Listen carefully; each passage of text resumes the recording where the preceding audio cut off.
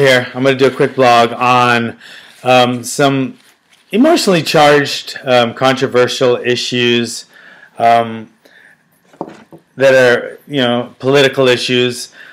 And I'm going to do a little different twist to them. I'm going to add a personal touch, like putting yourself into the situation, seeing if you feel the same way. It's a good acid test for me. I like to do that a lot. It's kind of like empathy, but there's a little twist to it when you throw yourself into a situation as opposed to putting yourself into someone's shoes and how they're thinking. So that's what empathy is. I'm doing it a little different way, and I'm gonna have a bunch of them, but this one is gonna be about the 3 strike laws. Okay, that's a pretty emotionally charged political issue right now. A lot of the bleeding heart liberals think that it's too tough on the criminals and it's not fair and it costs too much to keep them in prison and it's unconstitutional. Okay, I disagree with that. I think it's really good to keep habitual prisoners, inmates, criminals where they belong in prison for the rest of their life.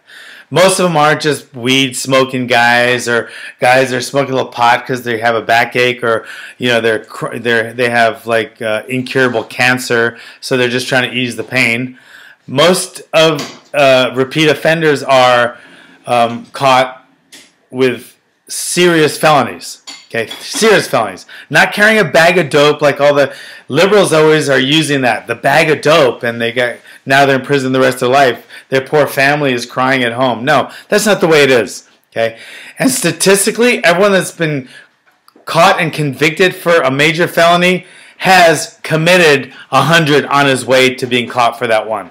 That's your average rate of recidivism for criminals when they get caught. They've committed a crime at least 100 times before that. So anyway, so our 3 strikers, let's call them 300 strikers. Okay, that's a little more accurate.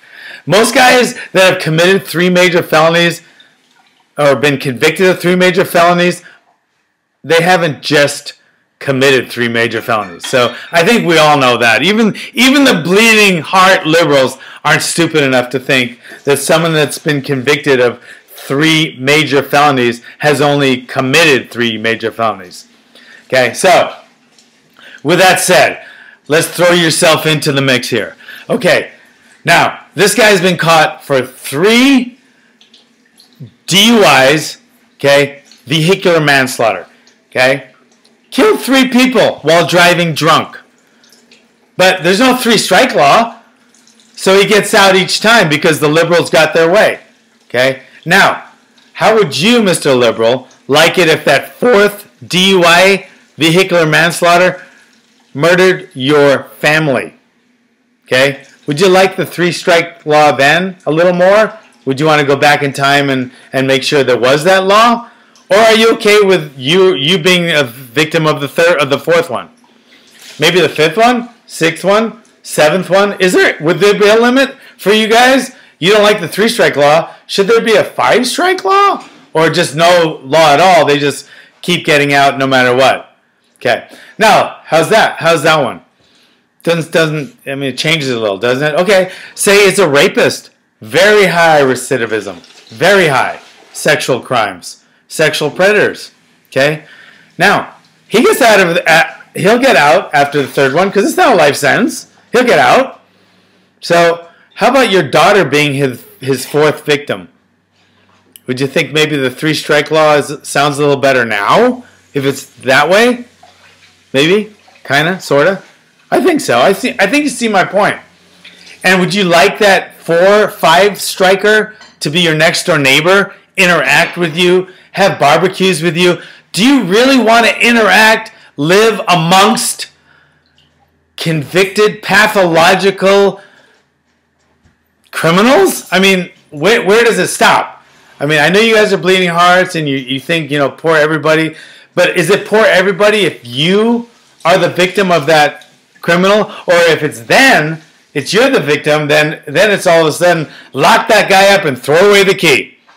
Yeah, so I think that's your acid test. Now put it on the other way. What if it's your family member that happens to be the convicted felon?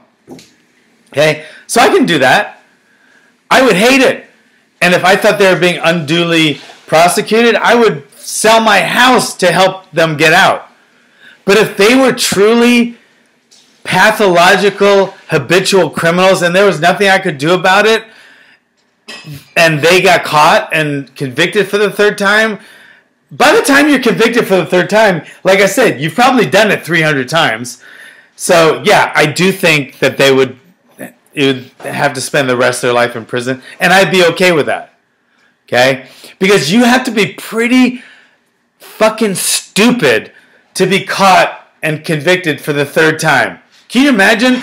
I don't care what it is. Even if it's carrying a bag of dope. If you get caught once, even if it's just carrying a bag of dope, you get caught, you're like, oh shit. And then you get caught again, and you know there's a 3-strike law. Wouldn't you just give up dope altogether and just stop? Or would you really be that stupid so you're going to get caught the third time? I mean, you got to be so much of a criminal or so stupid to get caught 3 times and convicted of 3 major felonies. You need to be in prison for the rest of your life. If nothing else, just for being such a stupid fucking moron to be caught for 3 major felonies. Do we want those people walking around and living with us and interacting with us and dating your fucking daughter? Do you really? No, I don't think so. So, yes, it does cost too much to house inmates, and I agree with that. We could talk about that one in a whole different one. I think bread and water, 12-hour work days, grow your own food, and help offset the bill by working while you're in. I think that's one of the causes, the cures. But that's a whole different topic. But that's my 3 strike law blog. If you like it, comment. If you don't like it, comment. If you disagree, comment. Please follow me on Twitter, Pit_Master. Thanks.